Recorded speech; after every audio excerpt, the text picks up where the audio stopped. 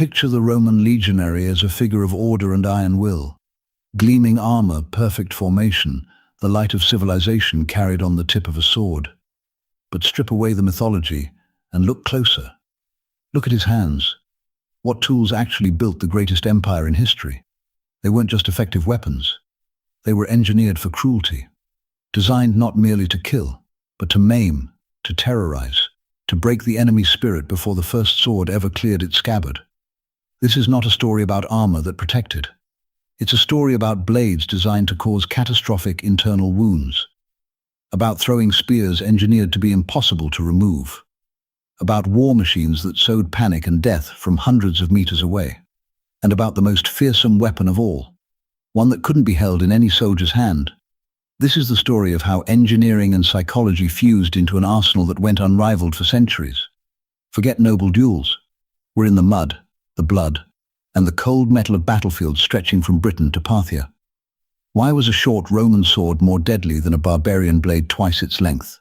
How could a single volley of throwing spears disarm an entire unit? And what was Rome's most devastating weapon? The one that never appears in any museum. Stay until the end. These are the 10 most brutal weapons in the Roman soldier's arsenal. This isn't just a story about weapons. It's a story about the psychology of conquest, and how cold calculation became the foundation of an empire. The gladius is the most recognized symbol of the Roman legionary. But don't let its modest size fool you, typically 50 to 60 centimeters, because this short sword was one of the most brutally efficient bladed weapons ever devised. It was built for one purpose: to kill quickly, accurately, and lethally in close quarters. Unlike the long swords of the barbarians, made for wide chopping swings in open ground, the gladius was engineered for tight formations. When legionaries locked their massive scutum shields together and closed with the enemy, there was no room to swing. There didn't need to be. The legionary delivered short, explosive thrusts from behind his shield, driving the blade into the places armor couldn't protect. The belly, the groin, the throat, the armpit. The broad leaf-shaped blade with its long tapering point was ideal for deep penetrating wounds. It slipped between ribs, tore through the abdomen, and caused massive internal bleeding and organ damage. Unlike a slash, a stab wound of this type was almost always fatal, especially in an era when battlefield medicine could do little for a punctured intestine. The enemy struck by a gladius didn't always die immediately. He died in agony, over hours or days, within sight of his fellow soldiers. The Roman historian Livy recorded the reaction of Macedonian troops when they first faced legionaries armed with the gladius. They were not just defeated, they were horrified. Severed limbs, spilled entrails, wounds unlike anything they had ever seen. The gladius won battles before it even drew blood, because word of what it did traveled faster than any army. Its brutality was also deeply personal. This was a weapon for killing at arm's length, close enough to see your enemy's eyes, close enough to feel his last breath. Roman training was built to make soldiers who could do that over and over without hesitation. The gladius was the perfect tool for that purpose. But to use his sword, the legionary first needed to break the enemy's defense. And for that, Rome had something else entirely. If the gladius was the legionary's final argument, the pilum was his opening move. This heavy-throwing spear wasn't just designed to kill. It was designed to disarm, to strip the enemy of his shield and shatter his formation before hand-to-hand combat even began. The pilum was roughly 2 meters long, a wooden shaft topped with a long, slender metal shank and a hardened iron tip. The genius and cruelty lay in that shank. The upper section was deliberately left soft and unhardened. From 15 to 30 meters out, legionaries hurled their pila in mass volleys into the approaching enemy. When a pilum struck a shield, the hardened tip punched clean through the wood. And then the soft iron shank buckled under the weapon's own weight, bending at a sharp angle. The result was a spear permanently lodged in the shield, with a 2-meter metal-tipped lever hanging from it.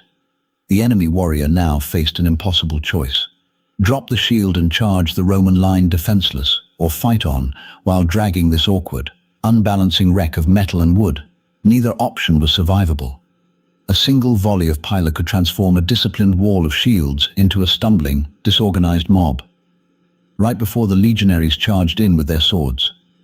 When a pilum struck flesh instead of wood, the result was equally devastating. The long, thin tip drove deep, and the bent shaft made extraction agonizing and traumatic. The wound was almost always fatal. Even if the man survived, he was out of the fight. Each legionary carried 2 pila, one heavier, one lighter, and launched them in rapid succession during the final approach. The psychological effect of seeing comrades pinned to their own shields, or writhing on the ground with bent spears protruding from their bodies, was immense. The pilum was Rome's opening punch, brutal, pragmatic, and precisely engineered to crack the enemy open before the real slaughter began. At first glance, the scutum is defensive equipment, a large, curved rectangular shield, about 1.2 meters tall, made of layered wood, covered in leather, and reinforced with metal edging. Protection. Nothing more. That assumption got a lot of people killed. In the hands of a Roman legionary, the scutum was simultaneously a mobile wall, a battering ram, and a weapon. When shields interlocked, entire units became a single armored organism, nearly impenetrable to arrows or javelins. The famous testudo, the tortoise formation, could march through a storm of missiles without breaking. That alone was psychologically crushing to any enemy watching it advance. But in close combat, the scutum became something more aggressive. Legionaries were trained to attack with their shields. The lower rim could sweep an opponent's legs out from under him, breaking his shin or toppling him. The upper edge drove into a face or throat. The shield wasn't just blocking. It was constantly in motion, pushing, striking, controlling. The deadliest element was the umbo, the large metal boss at the center. Hemispherical or conical, its purpose wasn't merely to protect the grip hand. It was a weapon in its own right. A full-force umbo strike to the face or chest could shatter a nose, crack ribs, or drive the breath from a man's lungs, stunning him for the fraction of a second needed for a gladius thrust to finish the job. The Roman combat combination was elegant in its brutality. Shield thrust, umbo strike, sword lunge. 3 movements, executed relentlessly, in formation, by thousands of men at once. For a barbarian warrior swinging a long sword or spear, colliding with a wall of scuta that suddenly began attacking him was a nightmare he hadn't prepared for. Not every Roman weapon needed to be thrown, swung, or even held. Some simply waited. The caltrop, tribulus in Latin, was a small metal device with 4 sharpened spikes arranged so that no matter how it landed, one point always faced upward. Cheap, simple, and mass-produced in enormous quantities. The Romans scattered them by the thousands across approach routes, on flanks where cavalry was expected, and around fortifications during sieges. For horses, they were catastrophic. A hoof driven onto a caltrop spike meant a severe puncture wound. The animal collapsed, broke legs, and took down its rider, turning a cavalry charge into a writhing pile of panicked horses and injured men. A single well-placed field of caltrops could stop an entire mounted assault. For infantry, the danger was slower, but no less serious. In mud, grass, or shadow, the spikes were nearly invisible. A soldier who stepped on one received a deep puncture to the foot. In the unsanitary conditions of any ancient battlefield, that wound had a high probability of infection, and infection meant gangrene. Many soldiers who survived the battle itself died weeks later from a wound the size of a coin, against barefoot or lightly sandaled warriors. Common among the many tribal peoples Rome fought, caltrops were especially devastating. Caesar documented their use extensively during the Gallic Wars, deploying them to protect retreat routes and slow pursuing forces. They required no soldier to operate them, no skill to deploy, and no maintenance to remain lethal. Brutal? Yes. But in the Roman philosophy of war, efficiency and brutality were the same thing. By the late Empire, tactics had shifted. The old formations were evolving, and new weapons emerged to fill new gaps. One of the most ingenious was the plumbata, also called martio barbulus, the thorn of Mars. It was a short dart, roughly 30 to 40 centimeters, with wooden fletching at one end and a sharp iron tip at the other. What made it distinctive was the lead weight attached near the tip, heavy enough to give the dart real penetrating force despite its small size. Each legionary carried up to 5 of them clipped to the inside of his shield, ready to throw in rapid succession. The Plumbata's cruelty was in its timing. After an enemy had already survived the pilum volleys and closed the distance, when he believed the worst was over and the real fight was about to begin, the Romans greeted him with a sudden burst of fast, accurate, lead-weighted darts. They flew fast and hit hard. The lead weight gave them enough energy to pierce leather armor and in some cases chain mail. The wounds they caused were severe, and the shock of encountering another ranged weapon at such close range broke momentum at the worst possible moment for the attacker. The military writer Vegetius praised troops armed with plumbatae as highly effective light infantry, capable of inflicting significant casualties before blades were drawn. Simple to produce, easy to carry, and devastatingly effective. The plumbata was the kind of weapon Rome excelled at. Practical, ruthless, and perfectly timed. Every legionary carried a pugio on his belt. On paper, it was a backup weapon. A broad, double-edged dagger with a leaf-shaped blade 15 to 30 centimeters long, useful if the gladius was lost or the fighting got too tight for even a short sword. In practice, the pugio was something darker. In close-quarters brawls where there was no room to draw a sword, the pugio was fast and lethal. A quick strike to the neck, between armor plates, or into the joints. But its most common use wasn't in the heat of battle. It was after. When the fighting ended, legionaries moved through the field, wounded enemies who posed a threat, or who could recover and return to fight, were finished with the pugio. This wasn't cruelty for its own sake. It was cold military logic. A battlefield left full of wounded enemies was a battlefield full of future problems. The pugio was also the weapon of the camp, the alley, and the assassination. Officers wore it as a symbol of status. Soldiers carried it everywhere. It was used for cutting food and rope, and occasionally for settling disputes in ways that official Roman law might have frowned upon. One historical account suggests it was the weapon that killed Julius Caesar.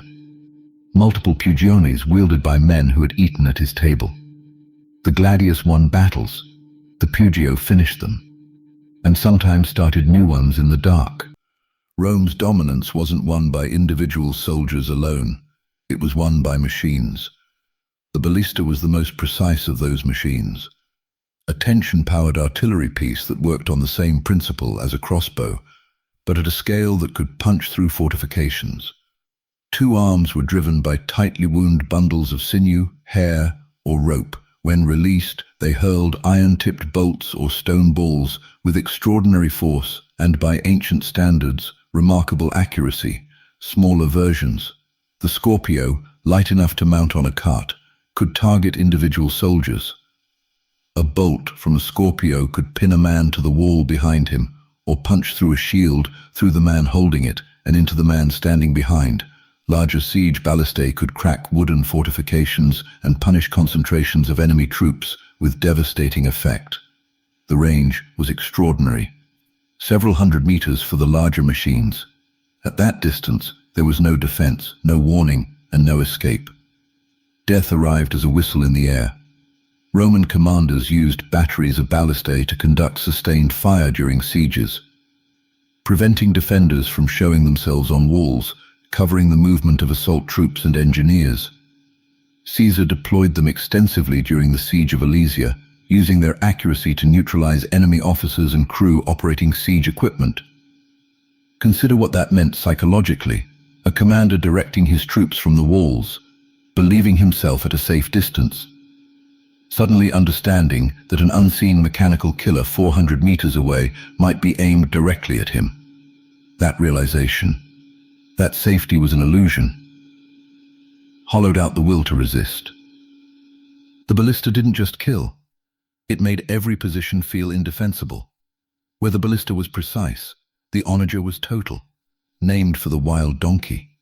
Because of its violent, bucking recoil, this was Rome's heavy siege artillery, designed not for accuracy but for destruction. A massive wooden frame held a single throwing arm mounted on a twisted bundle of rope or sinew. A sling or cup at the arm's end held the projectile. When the bundle was released, the arm whipped forward with tremendous force and struck a stopping bar, sending the projectile on a high arcing trajectory. The kind of throw that drops a stone onto a roof rather than through a wall. Those stones weighed up to 80 kilograms. They destroyed buildings. They crushed people. They obliterated any tight formation unfortunate enough to be standing in the impact zone. But stone was just the beginning. Onagers also launched clay pots filled with incendiary mixture, fire that splashed and clung and spread through buildings and supplies. During sieges conducted at the height of psychological warfare, they launched something worse, the severed heads of enemy envoys, the corpses of plague victims used as deliberate biological weapons. Anything that could be lifted, slung, and terrify. A city under onager bombardment experienced constant fire, structural collapse, sleep deprivation, and the creeping horror of watching its defenses dismantled one stone at a time. The onager didn't need to breach a wall in a single blow. It simply kept going, hour after hour, day after day, until the city's will to endure ran out. It was not a weapon of battle. It was a weapon of despair. By the late Empire, the world Rome fought in had changed dramatically. Wider battlefields, heavier cavalry, constant warfare against the great barbarian confederacies of the north and east. The gladius, perfect for tight formation fighting, was no longer enough, and so it was gradually replaced. The spatha was a longer blade, up to 80 centimeters. Originally carried by Roman cavalry and adopted over time by the infantry as well. Where the gladius stabbed, the spatha could both slash and thrust, making it more versatile across the wider, more fluid engagements of the late Empire. The wounds it inflicted were different in character. A gladius left a compact, deep puncture. Lethal, but not visually dramatic. The spatha opened people up. It could take a limb. It could shatter a skull through a helmet. The slashing wounds it left were catastrophic in blood loss and visible in a way that spread terror through a formation. Combat with the spatha was more individual, more furious, less methodical. It demanded different skills. More movement, more footwork, more aggressive offense and defense. The disciplined grind of the classic legion gave way to something raw. The spatha was a weapon shaped by necessity, adapted to an empire under pressure. It carried within it the story of Rome's transformation.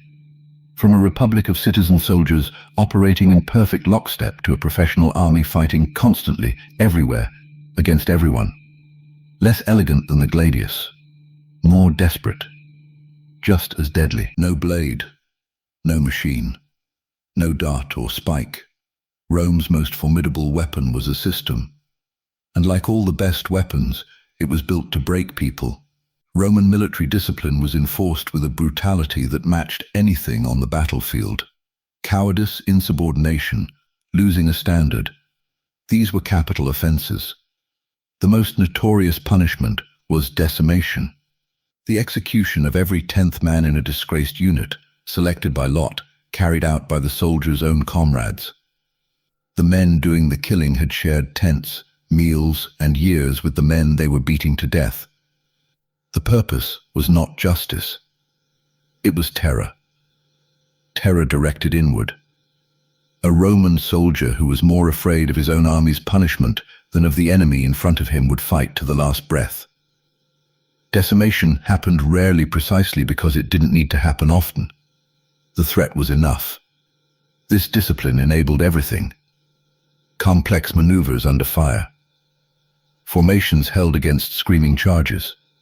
Orders followed without question, even when following them meant dying. 10,000 men acting as a single organism, because the alternative was unthinkable. The second component was engineering. Rome's ability to reshape the physical world in service of war. In days, a marching column could raise a fully fortified camp. In weeks, a bridge across a major river. In months, a complete ring of siege works encircling a city. Walls facing both inward and outward, so the besieged could not escape, and no relief force could break through. Caesar built exactly that at Alesia. 18 kilometers of fortifications constructed in weeks that trapped an army of hundreds of thousands. An enemy facing Rome wasn't just facing soldiers. It was facing an institution that arrived with its own infrastructure that could turn any terrain into Roman territory. And that would not stop, would not tire, and would not negotiate from anything other than total dominance. The gladius won individual fights. The pilum broke formations. The ballista killed from a distance. But discipline and engineering is what made those weapons work together. What turned a collection of lethal tools into a machine that crushed civilizations. The arsenal of the Roman legionary was not assembled by chance. Every weapon, from the gladius to the onager, was the product of cold, deliberate engineering, refined by centuries of conquest and failure, built not just to kill but to overwhelm. Their cruelty wasn't sadistic. It was functional. Rome didn't torture the enemy because it enjoyed suffering. It engineered suffering because suffering was efficient. Because broken morale, disarmed shields, infected wounds, and sleepless nights inside a burning city achieved the same result as a pitched battle, often at lower cost. That is perhaps the most unsettling thing about Roman military power. Not its ferocity, but its reason. The calculation behind it. The way every brutal detail served a larger purpose. The weapons built the battles. The battles built the provinces. The provinces built the empire. And underneath all of it, the gladius and the pilum, the ballista and the onager, the dagger in the dark and the stone falling from the sky, was a system of iron will and ruthless logic that the ancient world had never seen before and would not see again for a very long time. If this look into the brutal machinery of Roman warfare left you wanting more, hit like and subscribe. There are many more stories waiting. The deadliest armies, the most fearsome technologies, the men and machines that shaped the ancient world. The history of war is the history of human ingenuity at its most extreme, and we're just getting started.